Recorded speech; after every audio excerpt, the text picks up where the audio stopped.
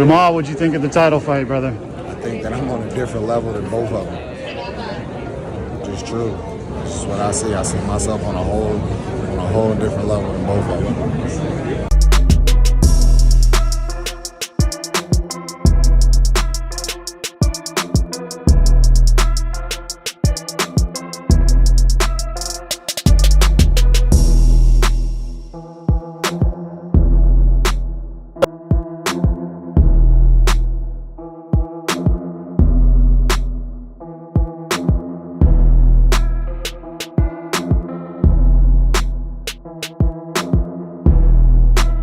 Down a little bit, and I thought, oh, is that him cracking? Obviously I was reading far too much into it, because the only thing that got cracked was Jiri's skull, and I say that with maximum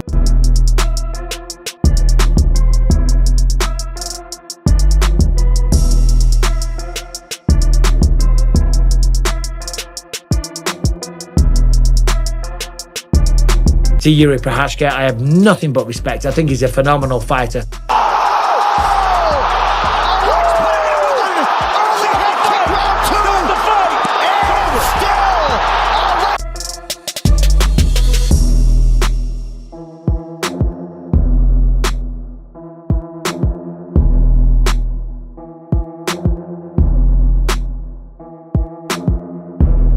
Alex Pereira continued his imperious reign as champion as he knocked out Jiri Prochazka to retain his light heavyweight title at UFC 303 in Las Vegas. Brazil's Pereira, 36, floored Czech fighter Prochazka, 31, with a left high kick in the second round, stunning the sold-out crowd inside the T-Mobile Arena.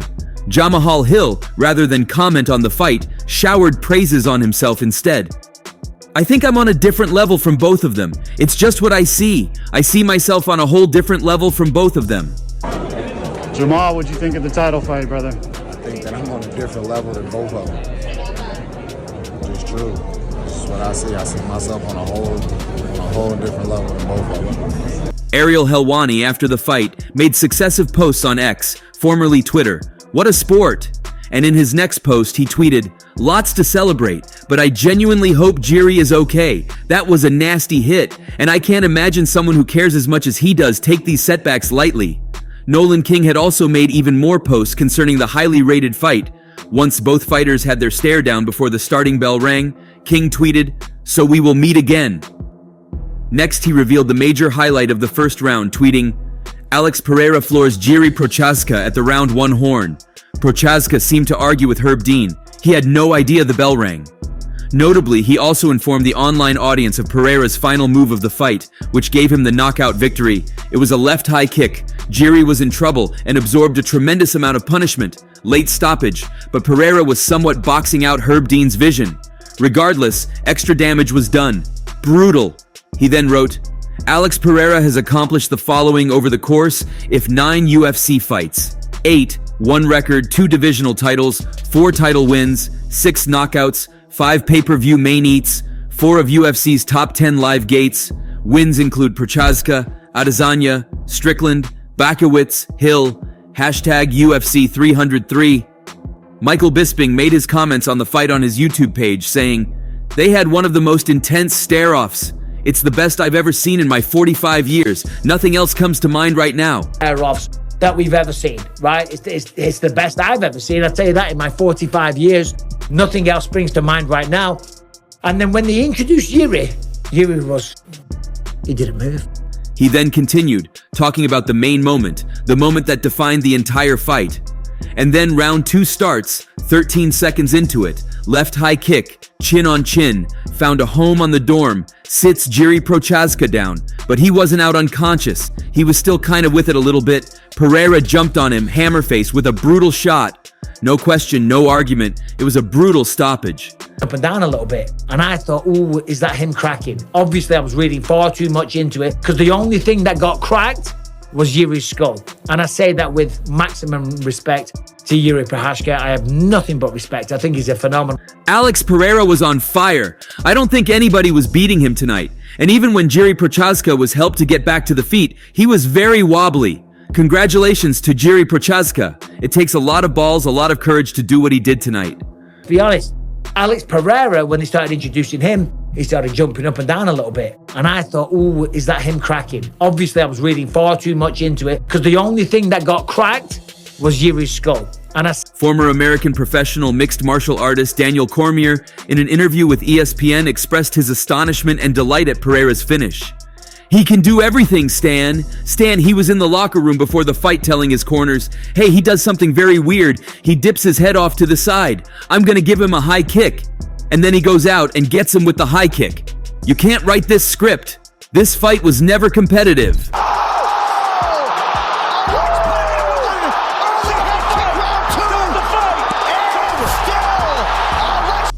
UFC 303 was supposed to mark Conor McGregor's return to the octagon, but his highly anticipated bout against Michael Chandler was scuttled, for now, due to an injury McGregor suffered in the lead-up to the fight. But credit the UFC, which moved swiftly to replace the main event and salvage a pay-per-view card that suffered a few other setbacks. And the new main event was plenty exciting for fight fans. Alex Pereira and Jiri Prochazka squaring off again. With the light heavyweight title, Pereira won against former champ Prochazka last November on the line. Alex Pereira showed why he's perhaps the baddest man in the UFC as he knocked out Jiri Prochazka to retain his light heavyweight title.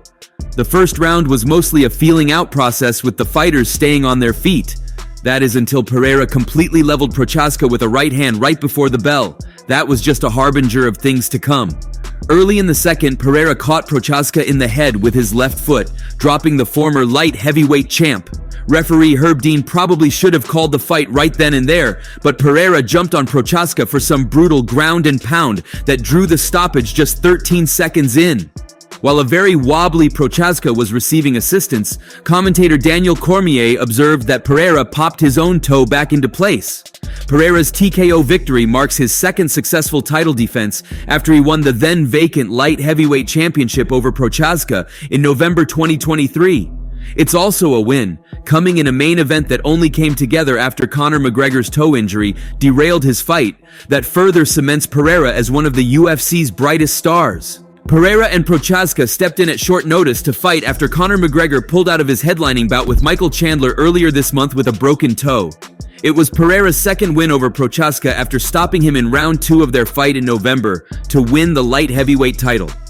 The former middleweight champion has won 2 titles and made 2 defenses in just 9 fights since his UFC debut in November 2021 in one of the most remarkable runs in the promotion's history. I've been saying all week I was going to be victorious. I didn't say how I was going to win, but I knew I was going to leave the octagon happy, said Pereira. Earlier in the night, Ireland's Ian Machado Gary beat Britain's Michael Venom Page by unanimous decision to extend the unbeaten start to his career to 15. Machado Gary, 26, got the better of the grappling exchanges with 37-year-old Page, who suffered his first UFC defeat following a winning debut in March. The event marked the second time in 3 months that Pereira had topped a big event after headlining the landmark UFC 300 in March. Pereira knocked out Jamahal Hill that night to retain his title, setting up the rematch with Prochazka, who had stopped Alexander Rakic on the same evening. In McGregor's absence, the UFC broadcast team described Pereira as the biggest star in mixed martial arts today, and the Brazilian's performance lived up to the billing.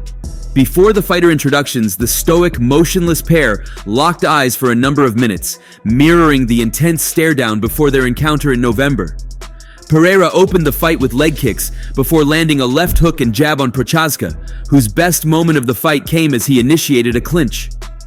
The defining moment of the opening 5 minutes came right at the end of the round as Pereira's thunderous left hook dropped Prochazka, with the bell preventing any follow-up.